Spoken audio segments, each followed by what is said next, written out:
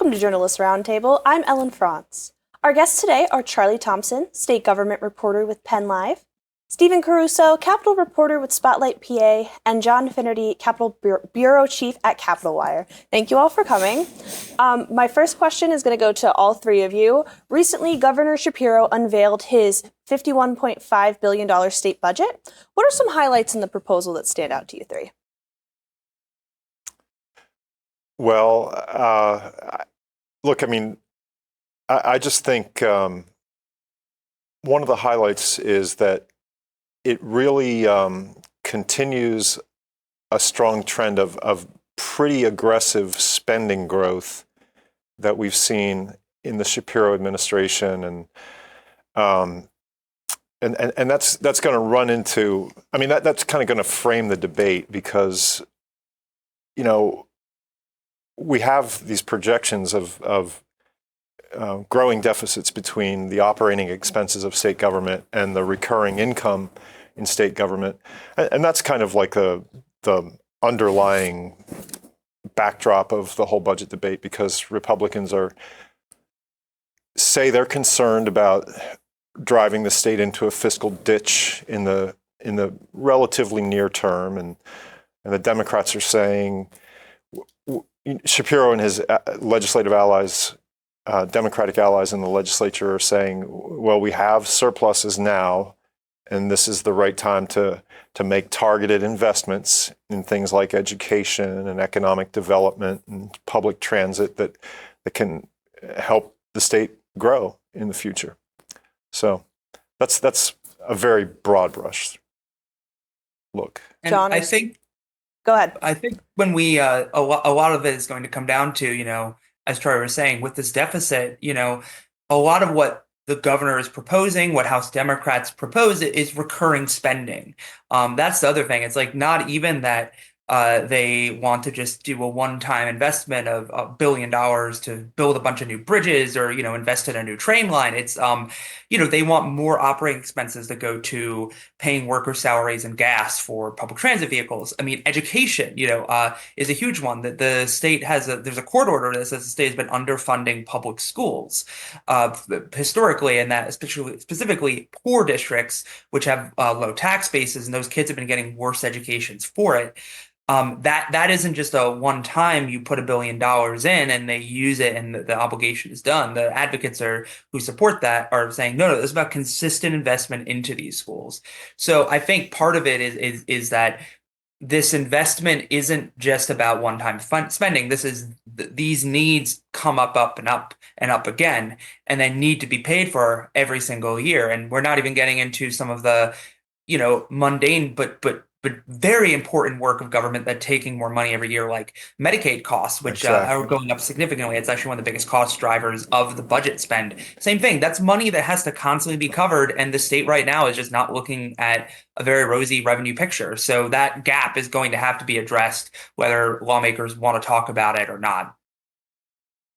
And I mean, I think we've seen every year that, the governor's budget comes out and you see the IFO and the Republicans will say things like, if you look down the road, we're not going to have the money for this. But we've also not seen the discipline on the Republican side or the Democrat side to really trim the spend number. Every year the governor comes out and says we're going to increase spending by 10%, and in June or whenever they actually do the budget, it's 6 or 7% growth, which is still far outstripping what the rest of us are doing. And that's going to be a challenge because even, as much as the governor has proposed to do, his budget zeroed out a lot of the things that the legislature wants to do. So, if they want to add their pieces to the puzzle, then that's more money too. So there's a lot of negotiating going to go on. Obviously, the governor's counted on some big revenue increases through marijuana legalization and skill games, neither of the legislature has demonstrated an ability to actually get done. So if you don't get those done, then the problem gets worse, right?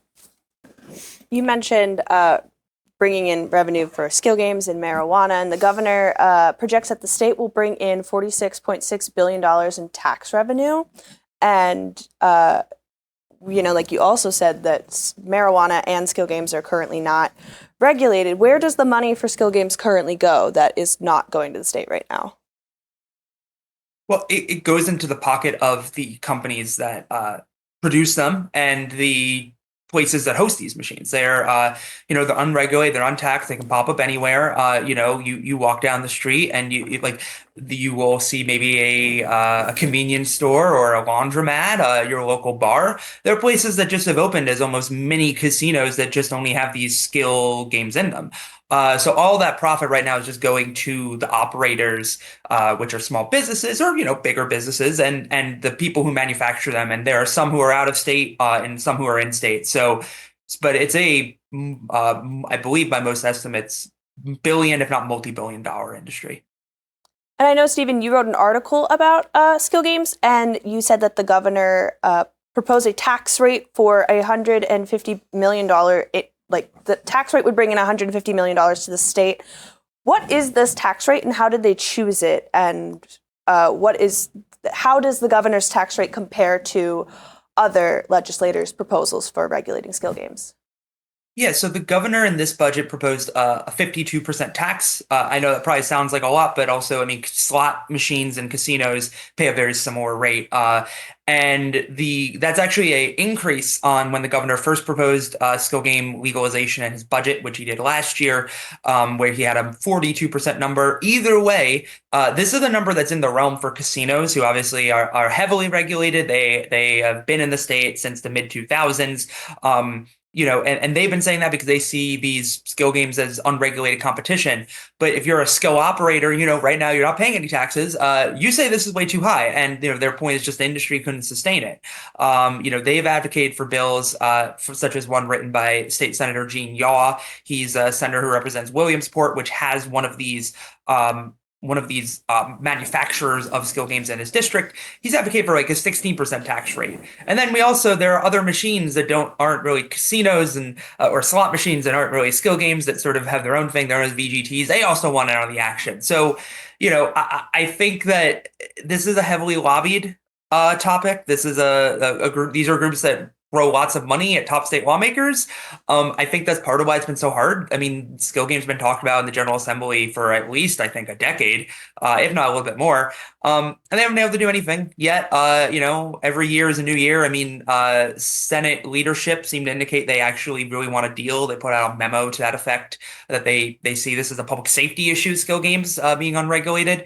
So we'll see what the what Capitol leaders can come up with. The next couple months are all about closed door negotiations in the lead up to June 30th, and we'll see what comes out of that.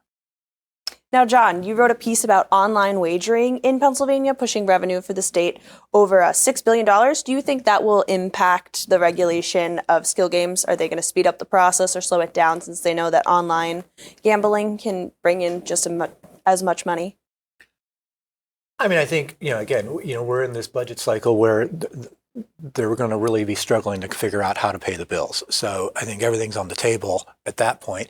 The online wagering is interesting, because it really has become explosive, and the difference, I think there's a key difference between online wagering and skill games, is, one of the things you look at is, I think some of the research, I think the IFO did the research on this, that found that, online wagering tends to be more higher wage people. There are more people who have more money to spend, whereas the lottery and presumably looking at where skill games places are. I mean, I don't know they specifically mention it, but when you look at where the skill games are, there tend to be more neighborhoods, more lower income areas. So those are it's gambling that's kind of going towards a different population. And I don't know, maybe there's an argument to be made that we should be doing a little better job to regulate and get some money out of these things, because right now they are just, they're being, it's a market that's exploiting people who don't have a whole lot to spend to begin with, and it's just going away. Charlie, you wrote about a very interesting thing that was mentioned in the governor's budget proposal. He wants to make Laurel Caverns, Pennsylvania's first underground state park. Can you talk about Laurel Caverns a bit? Right. Yeah, and this is one of those, after the budget and a meandering 80 or 85-minute speech and lots of statistics and numbers, the day after the budget, I just kind of felt like, I want to kind of do a fun story. And the most fun thing that I heard in Governor Shapiro's proposal was that Pennsylvania might get its first underground state park. So I thought, well, let me peel back the onion on this a little bit. And what it is we have had a longstanding tourist attraction in Western Pennsylvania. I believe it's in Fayette County, called Laurel Caverns, and it's a cave network, presumably like one of the largest cave networks in the state. And by large, what I mean is it may not be actually like the longest passageway and that sort of thing, but it's large in the sense that you can, in terms of the mileage of passageway that you can actually walk in without like crawling on your hands and knees and still touching the ceiling or something like that. So it's passable, right? And it's accessible to people. And so this group called the Laurel Conservancy has outfitted it and run it and opened it to the public for a number of decades. But they've always been a nonprofit operation, and it's not something that's actually like, it's not something like Disney World or something like that, where they've really tried to maximize tourist dollars, and they so much so that they've actually closed it down for like half the year because it's a hiberniculum, right? A place where bats hibernate.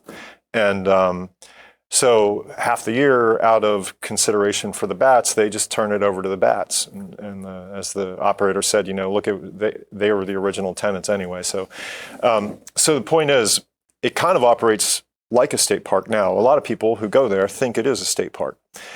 But the Conservancy feels like the time has come where they'd like to offload it to a group with bigger resources, i.e. state government. And they're actually willing to donate it to the state. So that makes it a fairly easily digestible transaction, right? In terms of how much can we afford and how much are we going to sink into this? So, there are contracts that have to be negotiated and things that have to be finalized, but it looks like something that may actually get through. I mean, even the Republican legislators that represent that area are thrilled to see the state take it over. And so maybe in a year or two, Pennsylvania will have its first underground state park. Now, national parks are dealing with the funding cut potentially from the Trump administration. Do you think, or do all of you think that state parks will be affected by this, especially now as they're coming into trying to put together a new state park? Do you think that the federal issues are going to affect the statewide? Honestly, I don't really know, but I think that the state parks are largely funded out of the DCNR budget, and most of the departments in the state do get some level of federal funding, but my guess is that the state park operations are pretty largely funded by DCNR and the Growing Greener funds and that sort of thing, and it's kind of distinct from what might happen in the National Park Service or something like that. Yeah, I mean, the one consideration I guess you might wonder about is if there are widespread problems with making reservations in state parks, or if the facilities aren't open, if people are having bad experiences visiting Delaware Water Gap or going to Gettysburg, and if the toilets aren't working or something, maybe they decide they want to go to state parks. But it's really hard to imagine that it'll get that bad. If it is, that would be remarkable. Now, the governor, of course, big portion of the budget this year goes towards education in the state, and he is trying to close the gap in funding between the poorer schools and the wealthier schools because, the whole court case regarding the state funding not being constitutional. What has been accomplished so far for the three of you in the governor's efforts to close this gap? Well, the governor, and working with the Democratic House, which I think is also why some of the numbers that I'm about to say are there.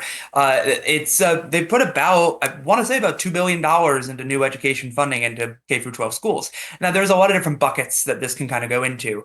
The single biggest is known as adequacy funding. This is effectively funding that's attempting to get at the distinction. There's this idea that, every student in Pennsylvania needs a certain amount of money to, make sure that their school is well funded to take them in, make sure they have books, make sure they have lunch, make sure the classroom is warm, make sure the teacher is paid. And then the idea of adequacy is there's a gap between the normal amount of money that just the normal student who comes from, a middle class household requires, and then how much extra dollars are needed to make sure that a kid who comes from a poorer home or who isn't a English speaker at home, or it isn't their first language, how much extra money is needed to make sure that they get all the services they need to cover all the additional costs that aren't being, covered by the family or just covered by their circumstances. So a lot of the money, I think about $1 billion, is going directly to these poor districts that have a gap in adequacy between how much money they should have and by the calculations of the education advocates who filed this lawsuit and how much money they actually have. But there's also been money for free breakfast for kids at K through 12 schools. There's also been money for school construction. That's a first that the state has say have been putting money into a plan for about a decade or a fund for about a decade to help schools rebuild. The Commonwealth has some very old schools. There's money for mental health in schools, kids' mental health needs. So it's a big number, but, advocates have also been saying that the state needs more. The Commonwealth Court didn't put a number on how much money they thought was needed to rectify the funding gap, but they said the solutions could be endless. So, I think this debate is going to drive budget conversation because, as I said, the need is there, according to advocates, and I think everybody.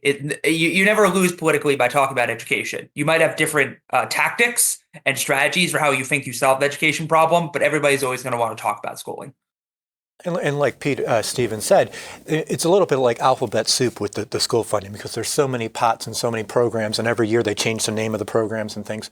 But the one thing that I think is probably important is that the people who did file the lawsuit, kind of have a schedule of how much they think needs to be generated, and targeting the money that's been targeted for the poor school districts has not really been meeting their standards yet, even as much as the state has been spending, because we are spending, you're spending money on school security, you're spending money to fix buildings, and you can say, okay, it's been $1 billion or it's $2 billion a year, but there's still not enough being targeted specifically to the low income schools to really close the gap that was at the heart of that lawsuit. So they're either going to have to accelerate that, or at some point there's it's going to be a crossroads where they may go back to court and say they're really not doing what they said they were going to do. Now, how do cyber charter schools fit in this conversation? Because I know Stephen mentioned funding for lunches and building repairs, and you mentioned security. Where does cyber charter schools who don't have a physical building fit in the school funding in the budget this year? Well, broad brushing that a little bit, that's one of the elements of Governor Shapiro's education budget this year is to impose a cap of, I think it's $8,000 that the public school district would have to pay in tuition for kids that are enrolled in kids from that district that are enrolled in a cyber charter school. And the reason the cap is important is that, it would actually create, by the budget estimates, the Shapiro administration's estimates, it would have created a savings, a cost avoidance for public schools of something like more than $350, I think like $370, $380 million.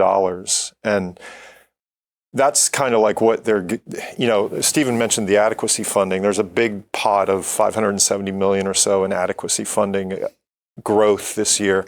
But the basic education subsidy, which is just basically operating assistance for your K through 12 classrooms, is really dialed back this year. And I think that part of what the calculation there is the Shapiro administration is saying, we're dialing back the basic ed subsidy growth, but you're going to see net savings in your cyber charter costs if the legislature goes along with this further reform. That's, I have no intelligence on whether or not that reform can make it through the legislature or not. Right. And Because again, with that's one of those issues we talk about, issues that have been coming up every year, and nothing ever gets done. And that is maybe the the standard, because everyone agrees that cyber charter schools are costing too much to the local school districts, but they've never been able to figure out a way to solve that problem. Another thing that was mentioned in the budget that has a lot of people talking is that the governor wants to close 2 prisons in the state. Does anyone want to talk about why he chose these 2 prisons and what financial impact he sees in closing those? Well, I'll take a stab at it. The prison closure was interesting because I don't know about you guys, but to me that just kind of came out of the blue on budget day. I hadn't really understood that they were considering closing prisons at this point, but I hadn't paid a great deal of attention to it in the last year or so. But yeah, on budget day, they said this budget anticipates closing 2 prisons, and we'll tell you which ones later. In the weeks since, they have announced that their recommendation is to close SCI Rockview, which is one of the state's older and larger prisons, and the Kehana Boot Camp, which is a kind of a niche prison where they used to send kind of designed for first-time offenders to go into this kind of training program to get them, living the right way and that sort of thing. And people that they thought were, maybe good candidates for more like a reform school setting than a typical state prison. And that was at a facility that the state bought in the 1960s and has kind of used. But anyway, not necessarily designed as a state prison. So I guess the reasons that they're getting rid of those prisons are they have to sink a lot of money into renovations at Rockview, and Kehana is not really a state prison anyway, and it's much smaller compared to the typical state prison. But the backdrop for all this is why they can do it is, we have had a period of criminal justice reforms that have somewhat increased the number of people that get diverted from going into prison in the first place because of mental health courts and veteran courts and homeless courts and that sort of thing around the state. It's taken the total inmate count in the state prison system from, I think it was about like 45,000 the last time they closed a prison, which was about 7 years ago. And that prison inmate count has continued to drop, and it's now around 38,000. And it's kind of been between 36 and 38 since the pandemic. Seems to be kind of stabilized in the high 30s. So the inmate count has gone down by about 6,000 since the last time they closed a prison. And I just say that to say that's the headroom that says to the administration that it's time we can close a few more. Which ones do we want to do? Now that, that's going to go through a process of public hearings, and the corrections officers are up in arms against it because they like the overall system capacities where they are, because there's a little more elbow room in the prisons, tends to make safer prisons. So, it's not necessarily a slam dunk, but, I think in the, if I was a betting man, I'd say, yeah, they'll probably close some prisons because, as we've said, they need to cut some recurring costs out of this budget. And I think the immediate reaction from the immediate reaction from the Senate Republicans, at least, was that they seemed receptive to it, even though I'm assuming that the local legislators are probably less enthusiastic about it. But from a leadership standpoint, it seemed like they were, if it's $100 million savings, that's money we could probably save. And Stephen, what were you saying? I was just like John said earlier, there is always this struggle everyone will talk about we should have less spending growth, but a struggle to find out, where to find the cuts. Closing these sort of institutional facilities, whether we're talking about state prisons or, in past it's been residential homes for people with intellectual disabilities, like these have been fights that I think have animated executive legislative relations for the last couple of years. And, knowing that set of Republicans, are willing to save money, that's helpful. But, local legislators are also probably going to kick up a fuss because for them, it's more about that those things employ lots of people. And then there's always concerns about once the service goes away, what happens to the land. So, and there's still a lot of, when other things have been closed, those properties are still just kind of there and, you got to figure out what to do with it. So I'm expecting that, whether if maybe there's more of an agreement that, okay, fine, we do have to cut costs, we should maybe look into the closure and not fight as much as maybe the previous closures of these sort of facilities, often in rural areas, have been fought. I'm kind of curious to see, hey, if money to goes to those areas in other ways to just try and balance out the impact of a closure. And we only have about 3 minutes left, but before we go, I do want to touch on the governor, Shapiro, is suing the Trump administration because of the proposed funding freeze. Why does he feel that he should sue, and how would this impact Pennsylvania to not have these funds? Yeah, well, just going through, we're in the first week of budget hearings, and it's been the common theme in almost every budget hearing is every agency has to come in and get field questions as to how some of this, federal storm is going to hit here. From the governor's standpoint, those were a lot of, if I remember correctly, those were a lot of environmental programs and DEP programs and things that.